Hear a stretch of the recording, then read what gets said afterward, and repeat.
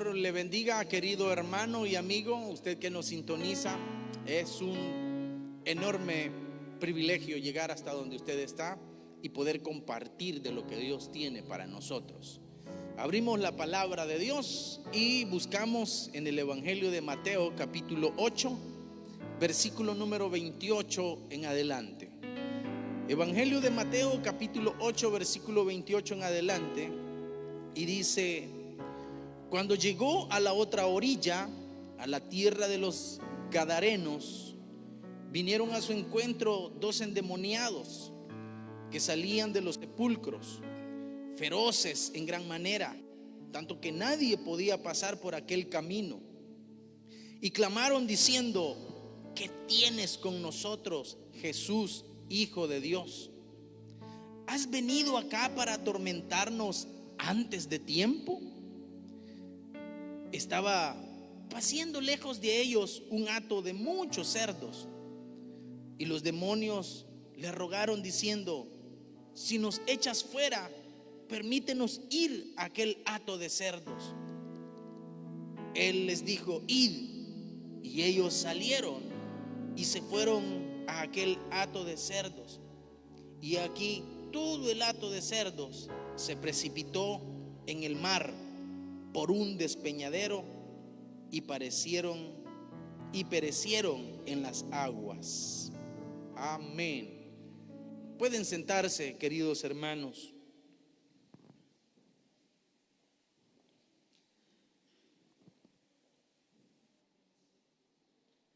Esta porción que hemos leído es un relato que en la Biblia lo vamos a encontrar en otros evangelios, pero quise leer del Evangelio de Mateo porque, a diferencia del de Marcos, del de Lucas,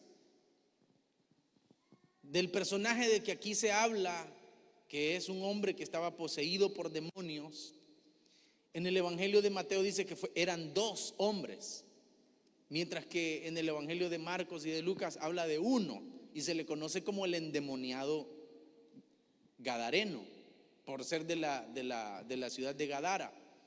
Pero en este Evangelio de Mateo aparecen que son dos. Y cómo el Señor, después de estar en una labor de predicar la palabra y de hacer milagros, les dice a sus discípulos que era necesario trasladarse del lugar donde estaban a otro lugar. Pero en ese traslado, dice la escritura que se subieron a un barco y pasaron el mar. La Reina Valera lo menciona como el mar, mientras que otras versiones dicen que es un lago, y un lago bastante grande. Pero mientras iban en esa navegación desde el lugar donde estaban hasta el lugar de destino, que era Gadara, donde se iban a encontrar a estos dos hombres, la Biblia narra de una gran tormenta, pero una tormenta enorme, al punto que Jesús estaba cansado físicamente y estaba durmiendo en la popa del barco. Cuando la escritura menciona la angustia que los discípulos que iban en el barco juntamente con Jesús, pues ellos iban despiertos, les llegó que le gritaron al Señor como una pregunta bien extraña, porque le dicen al Señor: Señor, que no te importa que nosotros estamos ya casi muriendo, no te importa que perecemos. Le gritaron al Señor, pero en su angustia, en su aflicción. Imagínense cuando uno tiene el respeto hacia una persona, y un respeto tan grande que no le levanta la voz, pero en un momento de angustia, en la dificultad que uno está pasando, en esa angustia momentánea, o sea, uno no está preguntando o no está midiendo si el nivel de respeto que tienes a la persona. En su angustia uno hasta puede gritar: mira, quítate de ahí, hacete un lado, que no es que te va a caer eso encima. Me explico. Hasta después, que se quite, le estoy diciendo. Hasta después viene a razonar que usted le trataba de usted, pero en ese momento angustioso. Pues algo parecido es lo que le pasó a los discípulos cuando respetaban mucho al Señor, pero estaba tanta la tormenta y el Señor estaba dormido porque estaba cansado. Y eso demuestra la humanidad de Jesús, porque Jesús fue un ser humano, pero también es el Hijo de Dios. Pero en ese momento que estaba cansado y todo y estaba durmiendo, se viene la tormenta feroz y los discípulos le gritan al Señor: que no ves, que no te importa, que casi perecemos. A lo cual el Señor se despierta, se levanta y les pega una regañada también.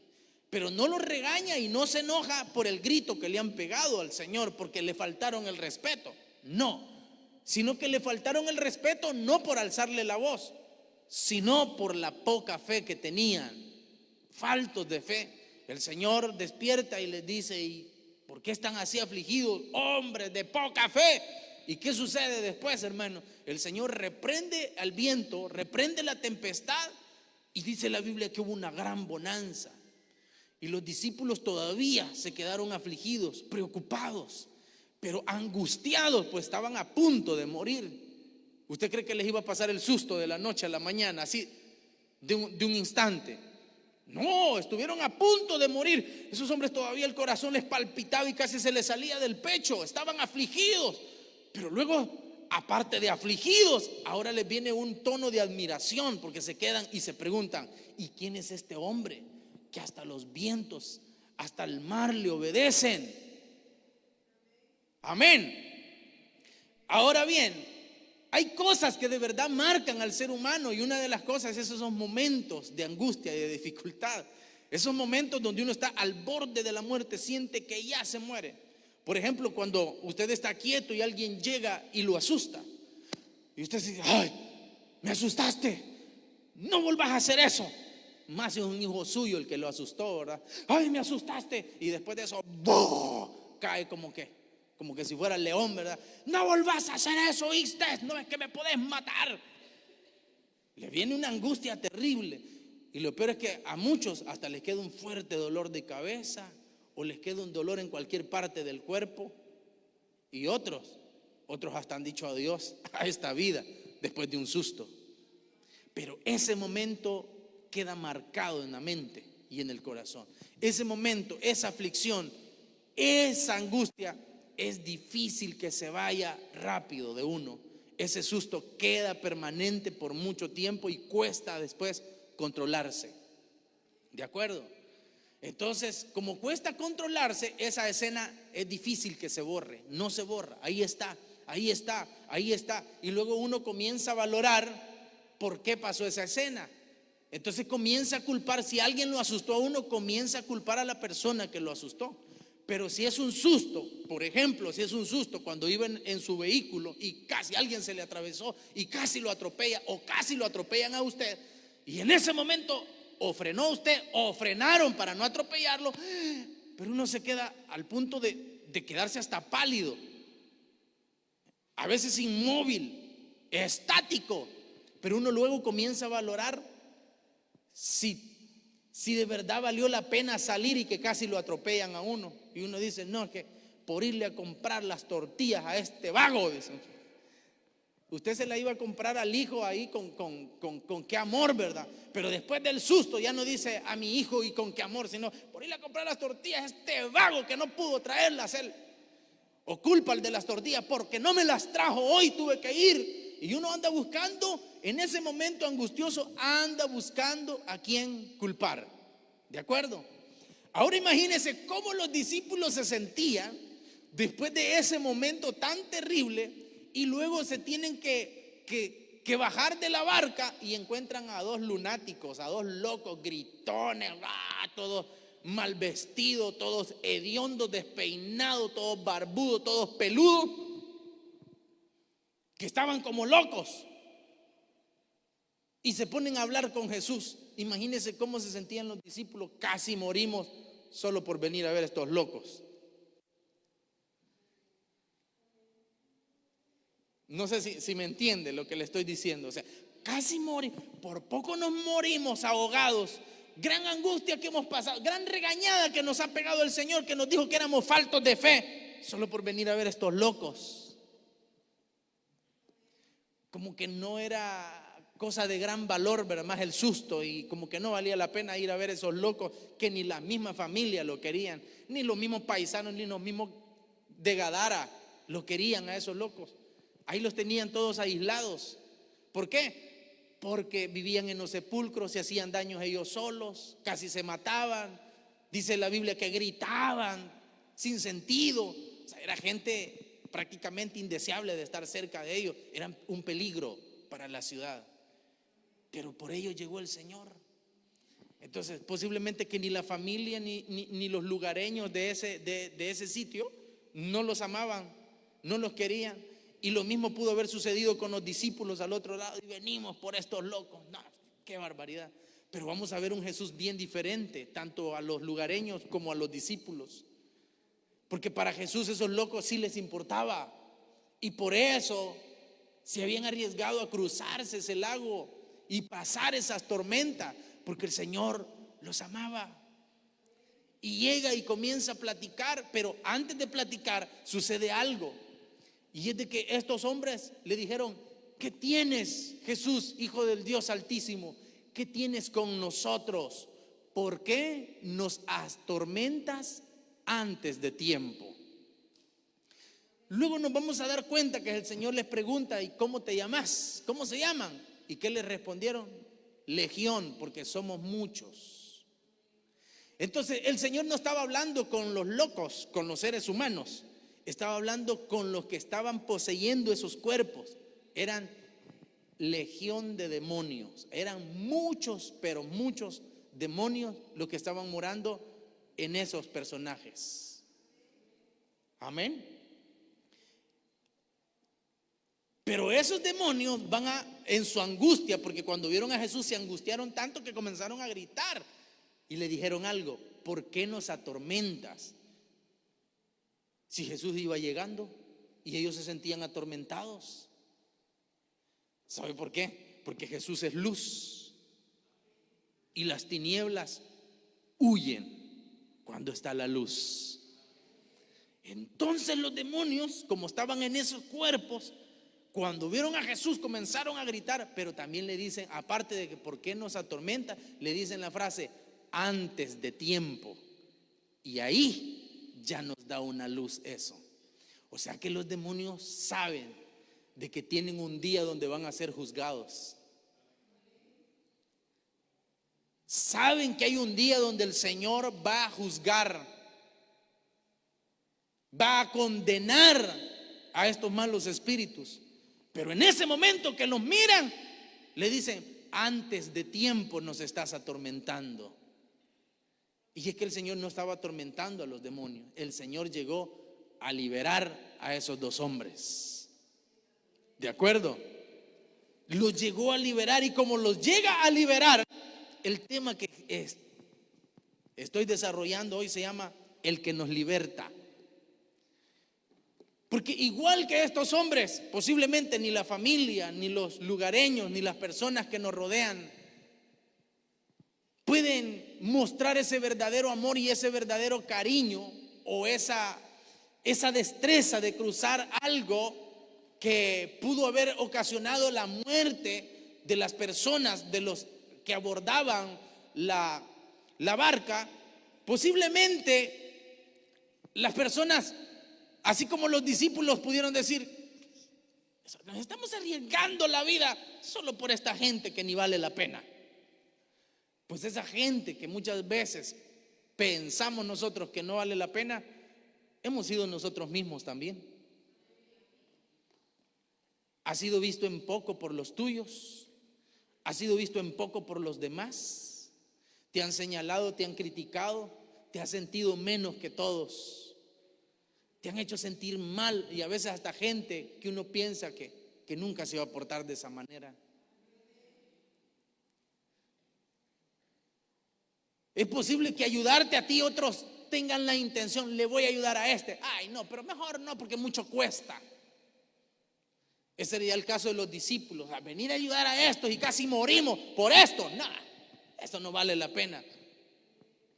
Venir a ayudar ayudar a alguien que ni se lo merece, alguien que ni lo va a tomar en cuenta, ni lo va a agradecer. Ese fue el pensamiento de los discípulos, y ese puede ser el pensamiento de algunos que tal vez se les cruzó en la mente quererle ayudar, quererle echar la mano. y otros solamente se quedan con las buenas intenciones. Yo te quise ayudar. Mientras que otros te señalan y te condenan de una sola vez. Pero Jesús es bien diferente. Él sí no importa cruzar tormentas. A Él no le importa cruzar tormentas o que la situación sea difícil. Para Dios no hay nada imposible. Y si algo a Dios sí le agrada y le interesa, es levantar a su creación, levantar a sus hijos, levantarte a ti, hermano, amigo. Y aunque otros no lo quieran ver desde ese punto de vista, Jesús sí. Y Él sí viene a libertar al que está oprimido, al que está angustiado, al que está afligido. Jesús viene a eso, a libertarlo, a ayudarnos. Y a eso llegó con esos dos hombres que estaban endemoniados. Pero otra cosa que me llama la atención es esa resistencia de los demonios de no quererse ir de esa ciudad. Y le dicen: ¿sabes qué, Señor? No nos atormente, danos permiso de irnos a ese hato de cerdos. Habían 2000 cerdos que estaban siendo apacentados por un grupo de hombres. Sabían que si el Señor los reprendía y liberaba a ese hombre, esos demonios quedaban en el aire y tenían que irse de la ciudad. Pero esos demonios, esa legión de demonios, no quería irse de la ciudad. Y por eso le pidieron al Señor: danos permiso de irnos a los cerdos. ¿Y qué hicieron con los cerdos? Hicieron lo mismo que estaban haciendo con estos dos hombres. Apenas los demonios salen del hombre, de los hombres, y entran en los cerdos se fueron y se tiraron por un despeñadero y cayeron al agua y se ahogaron. ¿No era lo mismo que hacían los demonios con los hombres? Los tiraban al fuego, los tiraban al agua, hacían que los hombres agarraran piedra y ellos mismos se laceraran, se lastimaran. Porque esa es la labor del diablo. ¿Sabe qué? El diablo es el enemigo de Dios. Yo sé que muchos quieren decir: no, si Dios es tan grande que Dios no tiene enemigos, porque Dios los puede aplastar. Claro que sí, tienen toda la razón. Pero otros se preguntan: ¿y por qué no lo aplasta de un solo? Tranquilo, porque Dios no actúa conforme al sentimiento y pensamiento humano. Dios tiene establecido cuándo es que le va a juzgar al diablo y lo va a condenar. Todo lo tiene bien organizado. ¿De acuerdo? Lo tiene bien organizado. Es más, hasta el mismo Satanás, y que el Señor lo reprenda, y sus mismos demonios saben que hay un día determinado donde ellos van a ir a parar al mismo lago de fuego, al infierno. Y por eso que le están diciendo ahora a Jesús: ¿por qué nos atormentas antes de tiempo? Saben muy bien que hay un día determinado donde el Señor va a condenarlos. Y muchos seres humanos que no quisieron escuchar el mensaje de la palabra del Señor, o no quisieron obedecer a la palabra de Dios, irán tras los demonios, siendo condenados también. Pero aquí hay algo importante, queridos hermanos. No querían irse de la ciudad. ¿Por qué? Porque en cada ciudad Satanás tiene principados. Y esto lo vamos a notar allá en el capítulo número 10 del libro de Daniel, desde el versículo número 12 en adelante, cuando Daniel se pone a orar y a clamar a Dios, y hace un ayuno de 21 días. Y a los 21 días baja un ángel y habla con Daniel y le dice: Daniel, varón muy amado, desde el primer día que dispusiste a humillarte delante de tu Dios, tus peticiones han sido respondidas, contestadas. Pero mientras venía el camino en el ángel, dice que el príncipe de Persia se le opuso. Cuando habla de príncipe de Persia, se está refiriendo a principados, legiones de demonios en los aires que tienen el control de las ciudades. El diablo está bien organizado, así como las leyes humanas organizan en que cada ciudad hay una alcaldía. Me explico. Así Satanás tiene también, hermanos, en cada ciudad tiene legiones de demonios que se encargan de querer estancar el avance de la obra del Señor. Está donde están los gobernantes para entorpecerlos, para desviarles el pensamiento de tal manera que promulguen leyes que son ilógicas, que tiempo antes y aún hoy en día pueden ser leyes tan absurdas y ridículas, pero que la gente las está normalizando. Y uno puede decir, ¿que acaso no son tan inteligentes? Tan inteligentes que quieren meter estas clases de leyes. Es que sí son inteligentes, pero recuerden que están siendo cegados por espíritus inmundos, son influencias demoníacas. Contra esos es que tenemos lucha nosotros. Por eso dice la Escritura que nuestra lucha no es contra sangre ni carne. Nuestra lucha no es contra nosotros mismos. Por eso yo quiero abrirles la mente y el corazón. Hermano, nuestras luchas no son con otras religiones. Nuestras luchas no son con hermanos de otras iglesias. Nuestra lucha no es contra el vecino. Nuestra lucha no es contra nosotros mismos. Nuestra lucha no es contra nuestros mismos hermanos. Nuestra lucha verdadera es contra principados, contra potestades, contra gobernadores, contra legiones de demonios en las regiones celestes. Ahora, eso sí, no es una lucha fácil. Humanamente es imposible ganarla, pero con la ayuda del Señor, porque Jesús ya lo venció y Jesús está de nuestro lado, seremos vencedores. Esas potestades lo que hacen es dominar a las personas, y por eso es que usted va a ver mucha gente en el pecado de la hechicería. Esta ciudad, como otras también, hay mucha gente que por un chocobanano que quiera vender, por un postre que quiera vender, está vendiendo su alma al diablo, practicando ciencias ocultas, solo para que le vaya bien en la vida. Se los digo, hermanos amados, y lo voy a decir públicamente. Tengo unos vecinos que no sé qué es lo que quieren hacer, pero pasan día y noche como que si fueran locomotoras, usted, tirando humo, invocando a Satanás. Y me toca decirles, pobrecitos ustedes, si solo conocieran al Dios que le servimos nosotros, el Dios que hizo los cielos y la tierra, ¿para qué irse con un segundo? ¿Para qué estar invocando al diablo? Pero como están cegados en eso, invocando a demonios, la gente se puede creer muy inteligente, pero como son influencias demoníacas, hasta los gobernantes destinan cientos de dólares, los impuestos de los ciudadanos, no en ayudar para que las cosas buenas se expandan. ¿Dónde ayudan a las iglesias? ¿Dónde colaboran? No, pero sí en fiestas, sí en alcohol, sí en traer discotecas, traer payasos para hacer todo eso, y todo se esté perdiendo, para que nuestra juventud se pierda. Pero ahora sí usted lo va a saber. ¿Pero por qué? Porque así igual que Gadara estaba siendo poseída prácticamente por cientos de demonios, así toda la ciudad. Pero a eso vino Jesús. Jesús llega a Gadara, hermanos, habla con estos dos hombres, porque ahí estaban concentrados los demonios, y les dice el Señor: ¡fuera! Y esos hombres quedaron sanos. Amén. Sanos y en su juicio cabal. Los demás se asustaron, claro, eran 2000 cuches, usted. Bueno, así se les conoce aquí en el país, 2000 cerdos. Es que era un pistal, usted, que los demonios, ¿qué hicieron? Los mataron. Se asustaron los cuches cuando vieron a los demonios. ¡Wow! Salieron y ¡boom! Al agua, se ahogaron. La gente se asustó. Primero admirados porque dos hombres que eran lunáticos, endemoniados, ahora estaban sanos. Pero ¿y los cerdos? Ya no iban a comer costilla a la barbecue, ni entomatada, ni lomo, ni fajitas de cerdo, nada de eso, porque ya se habían ido al agua. Una pérdida para ese empresario, ¿verdad? O para la gente. Posiblemente eran muchos los dueños de cerdos y estaban todos concentrados, o era un solo dueño, pero ese lugar era una fuente de trabajo también. Pero ¿sabe qué hizo la gente? Acusó a Jesús.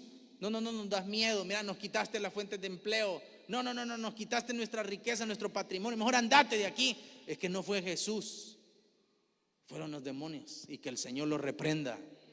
Pero es que esa es la actividad del enemigo, es el padre de toda mentira. Por eso es que la gente a veces acusa a las iglesias, y estos hermanos y estos pastores que son unos ladrones, son aquí unos vividores y todo. Si supieran que los vividores ahí los tienen cerca y ustedes les sirven a ellos. Pero ¿por qué piensas de esa manera? Porque estás bajo la influencia demoníaca. Y el único que te puede ayudar es Jesús. Por eso Jesús dijo: y conoceréis la verdad, y la verdad os hará libres. Y ahora que el Señor nos ha permitido conocerle a Él, conocer su verdad, Él nos ha hecho libre y nos liberta de esa influencia demoníaca, hermanos amados. Pero nos ha libertado a nosotros, pero nuestra ciudad sigue cautiva. Amén. Pero sí tengo la certeza, la fe, la convicción que nuestra ciudad va a ser para el Señor. Amén. Va a ser para el Señor. Porque Él es quien nos liberta. Muchos estaban oprimidos. La Biblia dice de estos hombres que se hacían daño ellos mismos. Nadie les decía: más, agarra esta piedra y te pegás vos solo, te quebrás los dientes. Más, agarra esta piedra que está un poco filuda y hacete daño, lacerate la piel, cortátela. Nadie les decía eso, ningún otro ser humano. Ellos mismos, a voluntad, poseídos por el demonio, ellos mismos lo hacían y sentían placer hacerlo. Gritar, portarse todo feo y hacerse daño. Uno puede decir: esas cosas no se miran. ¿Cómo no? Siguen habiendo endemoniados. Sigue habiendo gente influenciada por el demonio a hacerse daño a sí mismo. Pero uno se hace daño con piedra, o sí, ¿verdad? Con piedra, con drogas, con pecados de fornicación, de adulterio. ¿Me explico? Y lo hacen supuestamente encontrando placer en estarse haciendo daño a sí mismo. Esa influencia es la que provoca el enemigo, y es contra eso que nosotros peleamos, hermano. No es contra el pobre, que es la víctima, el borrachito o el drogadicto, que es la víctima. Esa es la víctima. Nuestra lucha no es contra ese, es contra el que lo impulsa a hacer eso. ¿De acuerdo? Por eso ya basta de andarnos peleando entre nosotros mismos, andarnos envidiando y todo eso. Ya hay que razonar. Usted no va a hacer que esté bajo esa influencia demoníaca también, que el Señor lo reprenda, ¿verdad? Ya, hermanos, cuidado con todo aquello que te quiera alejar de Dios. Eso es una influencia demoníaca. Pero para eso vino Jesús, para libertarnos, para ayudarnos. Para eso está su palabra. Hermanos, qué extraordinario. No importaba cruzar esa tormenta y ese lago, que estuvieron a punto de morir, pero llega el Señor, los libertó. Y libertó, con eso liberó a toda la ciudad de Gadara. Los mismos Gadara: mejor andate. El Señor se fue. No vamos contigo. No, vayan, les dijo el Señor, aquellos que se hacían daño y que antes gritaban como locos, pero de verdad porque estaban locos, y se hacían daño ellos solos, y se metían al fuego y al agua, y vivían en los sepulcros, y andaban todos peludos, todos despeinados, sucios, malolientes, malcriados. Después estaban sanos en su juicio cabal, y ¿sabe qué? Ya no estaban lejos en los sepulcros, ya no estaban rodeados de muertos. Ahora iban hablando vida, porque ya el Señor los había libertado. Iban hablando vida y iban contando las cosas, las grandes cosas que Dios había hecho con ellos. Amén. A eso nos manda el Señor también. Usted está sano y en su juicio cabal. Antes estaba perdido, bajo la influencia demoníaca, pero ahora el Señor lo ha libertado, ¿verdad que sí? Ahora vaya y cuéntele a los suyos las cosas maravillosas que Dios hace. Otros le van a decir que estás loco, o que te ha picado. No, usted no está loco, usted está libre, usted está sano, usted está salvo. ¿De acuerdo? Usted está libre de toda opresión. Vaya y cuente las cosas maravillosas que Dios ha hecho en su vida. Ay, hermano, es que a mí me da pena porque yo no puedo predicar. Es que no se trata que usted pueda predicar o sea un gran predicador. Se trata solamente que dé testimonio de las cosas maravillosas que Dios ha hecho en su vida. ¿Y qué les puedo decir? Vaya a decirle a los suyos que el Señor lo ha salvado a usted, que usted ya no está condenado, que ya no va al infierno, que usted va para el cielo, que el Señor vino a su vida y lo libertó, rompió esas cadenas de esclavitud.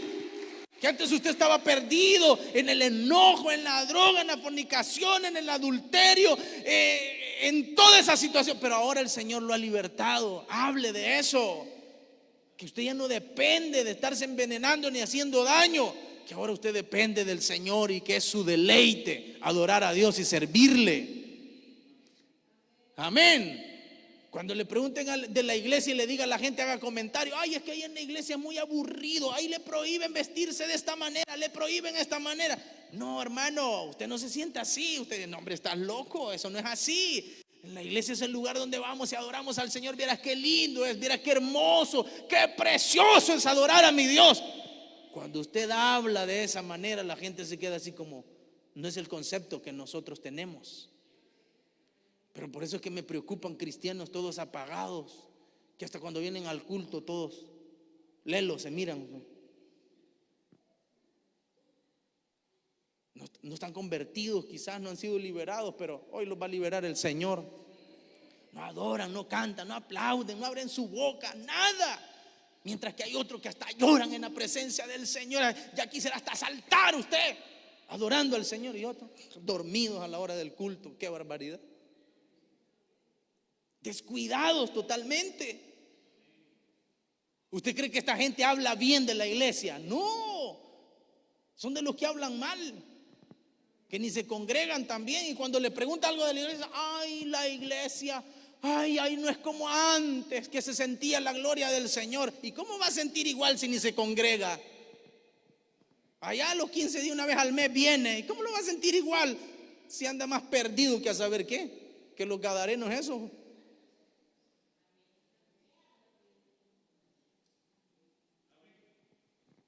Pero si usted entiende que donde el pueblo del Señor está, ahí está el Señor en medio de ellos, y que donde está el Espíritu de Dios, ahí hay libertad. ¿Cómo no vamos a hablar en bien desde que viene, verdad? Adorando al Señor. Con razón los músicos, el batero dándole con todo, y el pueblo adorando al Señor. Pero el que está muerto no se goza. Hermano, si el Señor te ha libertado, adóralo siempre con el corazón, sírvele y habla de Él, habla de sus maravillas. Ve y cuéntale a los tuyos cuán grandes cosas ha hecho Dios contigo, y sea agradecido todo el tiempo, no solo un momento. Como aquellos que dicen: ay, el Señor me sanó, le voy a hacer un culto de acción de gracia, y piensan que con ese culto ya estuvo, ya le pagó a Dios, y después viven su vida como que si nunca le han pedido un favor al Señor. Hágase culto y manténgase agradecido toda la vida. ¿De acuerdo? ¿Por qué? Porque Él viene a libertarnos. Él es el que nos liberta. Es el Señor, nadie más. Si esos demonios temblaban cuando vieron a Jesús, pero ni los discípulos dimensionaban lo que estaba pasando. Ellos enojados: pero no, por estos locos venimos. Sí, por estos locos vino el Señor. Esos locos éramos nosotros. Esa gente despreciada que nadie daba nada, éramos nosotros. Pero Jesús vino a libertarnos. Y así como nos ha libertado a nosotros, quiere libertar a los demás.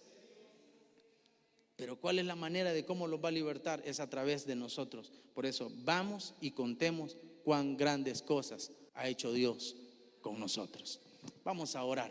Padre que estás en el cielo, que estamos delante de ti en esta hora. Amado Señor, pidiendo seas propicio, ten misericordia, ayúdanos.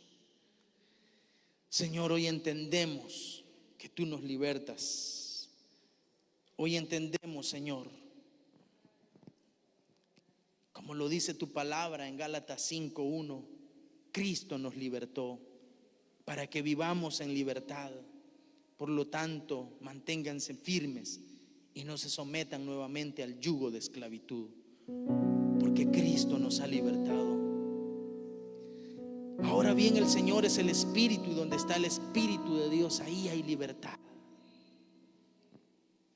Así que si el Hijo los libertare, serán ustedes verdaderamente libres. Les hablo a sí mismo, hermanos, porque ustedes han sido llamados a ser libres. Somos libres en el Señor. Somos libres en Cristo. Él es quien nos liberta. Él es quien nos liberta. Él es quien nos ayuda. Por eso hoy eres recordado a ir a los tuyos. Ve y cuéntale a los tuyos cuán grandes cosas ha hecho Dios contigo. Háblales del Señor y hazlo con esa devoción que caracteriza a las personas que viven en su primer amor. Si tú eres de aquellos que la Biblia la sienten un libro tan aburrido, que la iglesia sienten un lugar demasiado aburrido, pídele al Señor que te ilumine, que te dé la fuerza, que te ayude, porque el lugar donde el Señor te ha puesto ahora es un lugar de privilegio, un lugar de libertad. Señor, ayuda a los que aquí estamos y liberta a los que no te conocen. Ten misericordia, amado Dios. Mientras oramos, quiero hacer una invitación. Si en medio nuestro hay alguien que quiera recibir ahora a Jesús como su Salvador, o se quiere reconciliar con el Señor, ahí donde está, levante su mano. Queremos orar por usted. Si en medio de nosotros hay alguna persona que ahora quiere venir a los pies del Maestro, sé libre, que el Señor te liberta. Él es quien nos liberta.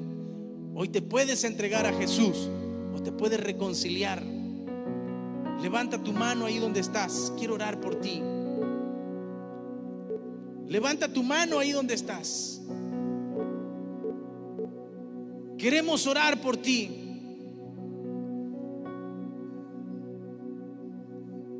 Para usted que me mira también, es la oportunidad. Hoy le puedes pedir perdón al Señor, te puedes entregar a Jesús, te puedes reconciliar.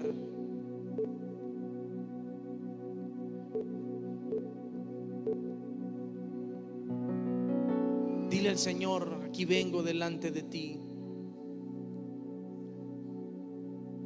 y te pido misericordia para mi vida. Sé propicio, así como liberaste, Señor, a esos dos hombres que estaban cautivos. Te pido, dile, que me ayudes a mí también.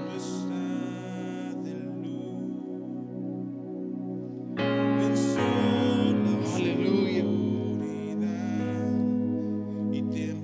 Quiero invitarte que te pongas de pie, iglesia amada.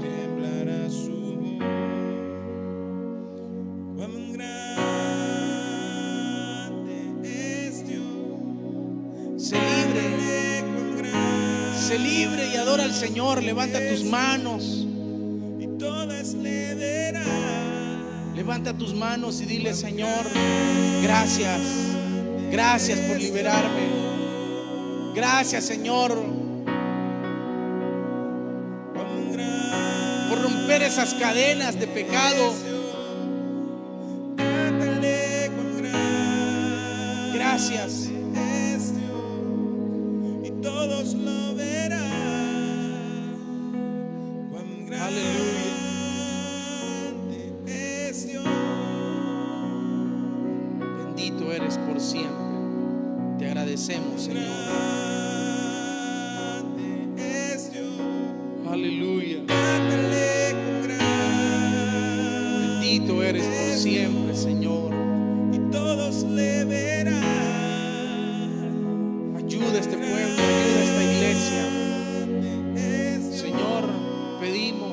liberte nuestra ciudad. Reprende, quita toda potestad demoníaca, todo principado, Señor, que ate a nuestra ciudad. Ten misericordia de este lugar. En el nombre de Jesús, liberta a nuestra familia, liberta a nuestros vecinos. Reprende todo espíritu inmundo que tenga oprimido, Señor. Ten misericordia de nuestra ciudad, de nuestros gobernantes. En el nombre de Jesús te lo pedimos. Gracias, Señor. Recibe la gloria y la honra. Bendito eres por siempre. Y todos le verán. Aleluya. Gracias, Señor.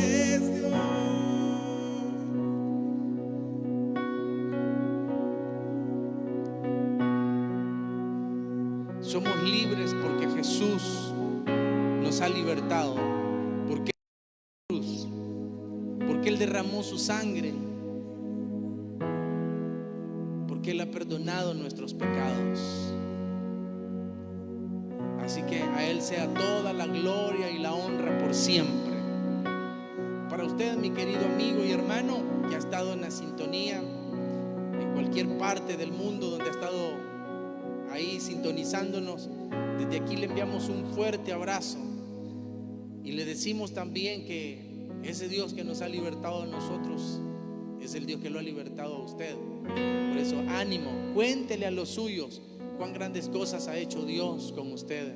Hable de las maravillas del Señor, no se calle. Si se siente afligido, angustiado, son momentos nada más. Solo recuerde de que si usted ha creído en el Señor no será avergonzado,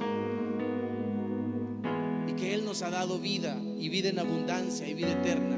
Así que ánimo, adelante, y que el Señor le bendiga grandemente. Será hasta la próxima.